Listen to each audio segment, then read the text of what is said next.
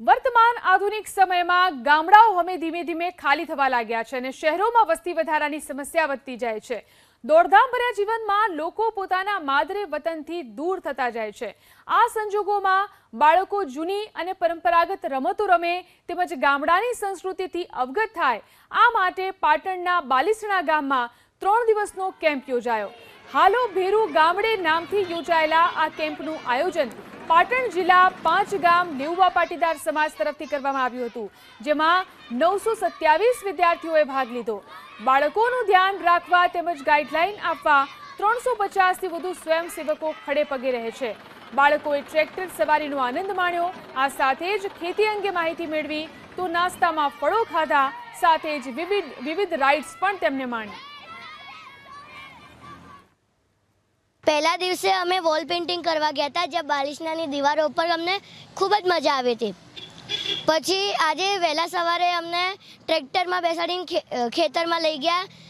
अमे बोर पर नाव्या, स्विमिंग करी अने पाछा हवे ट्रेक्टर में आवे छे। आम तो हूँ अमदावाद गाड़ियों में फरू, पण अहींया मजा आई मने ट्रेक्टर में बेसवानी।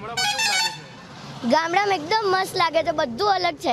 जेमां ट्रेक्टर में पहली बार हूँ बेसी छूँ, पछी खेतर में जईने मजा आवी थी। મને અહીંયા વધારે મજા આવે છે, પણ એને કચ્છમાં તો થોડી જ મજા આવતી, પણ અહીંયા તો વધારે મજા આવે।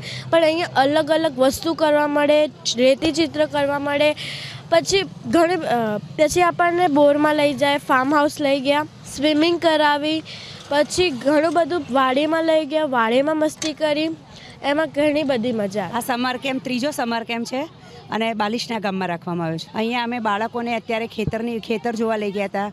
અમે અહીંયા જૂની ગ્રામીણ આપણી જે રમતો હતી એ રમતો શીખવાડી, પછી બધા મહેલે દરેક બાળકોને બે અતિથિ તરીકે મોકલ્યા અને ત્યાં જમાડ્યા। ત્યાં ગામવાળાએ બધા બેસીને એકબીજાને ક્યાંના છો, શું છે, બધું પૂછપરછ કરી અને એમના ઘરે સુવાડ્યા। 5 ગામ લેવા પાટીદાર સમાજ દ્વારા જે ત્રીજો છે સમર કેમ્પ બાલિશણા ગામ ખાતે યોજવામાં આવ્યો છે।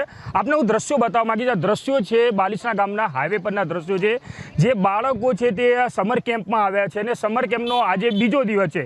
બાળકો આમ તો શહેરીકરણના અંદર ગાડી તેમજ ટેક્સીના અંદર ફરતા હોય છે, પરંતુ ગામડાની જે ઓરિજિનલ જે પ્રવાસ છે, જે ટ્રેક્ટરના અંદર બાળકોને વહેલી સવારે બેસાડીને ખેતરોની મુલાકાત કરાવી હતી, એટલે ફાર્મ હાઉસની મુલાકાત કરાવી હતી અને બાળકોને ત્યાં ખેતર ઉપર જે બોર હોય છે, બોર ઉપર તેમને સ્નાન કરાવવામાં આવ્યું હતું। એટલે શહેરીકરણના અંદર જે બાળકો છે તેમને આવી જે જિંદગી છે તે જીવા મળતી હોતી નથી, ગ્રામ્ય જીવન શું છે તે બાળકોને ખબર હોતી નથી। અહીંયા વાત કરવામાં આવે 927 જેટલા જે બાળકો છે તે સમર કેમ્પના અંદર ભાગ લીધો છે। 350થી વધુ સ્વયંસેવકો તે બાળકોની દેખરેખ રાખી રહે છે। ઉનાળાની ગરમી હોવા છતાં તેમને બાળકોને ટોપી તેમજ લીંબુ શરબત તેમજ ફ્રૂટની તમામ વ્યવસ્થા બાળકો માટે કરવામાં આવી છે।